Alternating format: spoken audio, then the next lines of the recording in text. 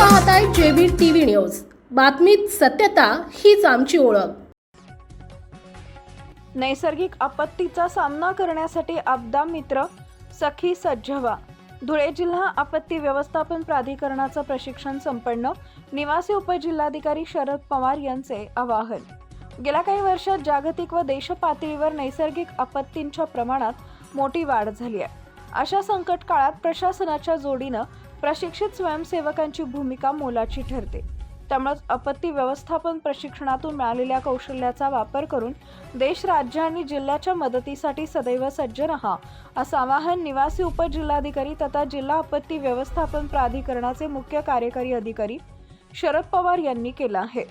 जिल्हाधिकारी श्रीमती भाग्यश्री विस्पुते यांच्या मार्गदर्शनाखाली राष्ट्रीय व राज्य आपत्ती व्यवस्थापन प्राधिकरण आणि जिल्हा प्रशासन धुळे यांच्या संयुक्त विद्यमाने आयोजित आपदा मित्र व आपदा सखी प्रशिक्षणाच्या दुसऱ्या टप्प्याचा समारोप जिल्हा क्रीडा संकुल इथं झाला।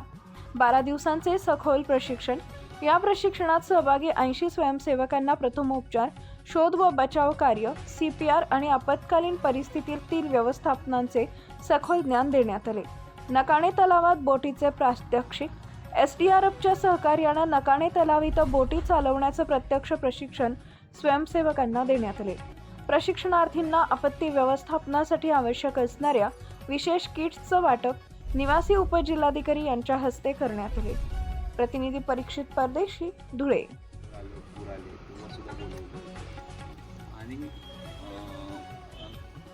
ज्यावेळेस सिव्हिल यंत्रणा, NDRF आणि हे सगळ्यांचं यश कधी असतं, एखादी मोठी आपदा येऊन पण जेव्हा आपण जीवितहानी पूर्ण तर टाळू शकत नाही पण कमीत कमी करू शकतो, तर ती कमीत कमी करण्यासाठी आपल्याला जे आज ट्रेनिंग दिलेलं आहे ते त्याच्यासाठी दिलेलं आहे।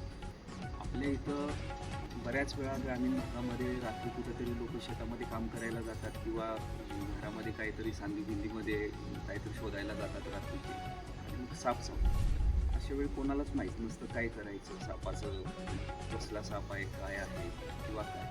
तर आता तुम्हाला जर ट्रेनिंग दिलं आहे तर तुम्ही ॲटलिस्ट तुमच्या गावापुरतं तरी तुम्ही आता सज्ज झालेला आहेत आपदाच्या दृष्टीनं।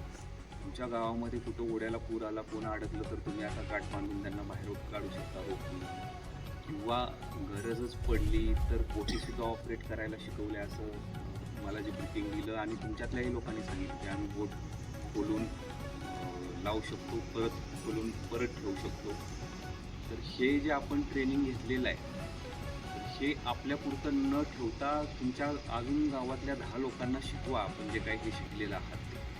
आणि तुमचा गाव कसा, म्हणजे बाहेरून तर मदत येईलच, आम्हाला आता आपत्ती आली तर जनरली कधीच असं काही नसतं की हेलिकॉप्टरने। आपल्या परिसरातील महत्त्वाच्या बातम्या पाहण्यासाठी आजच आमच्या जेबी टीव्ही न्यूज चॅनलला YouTube वर सबस्क्राईब करा आणि बेल आयकॉन प्रेस करा।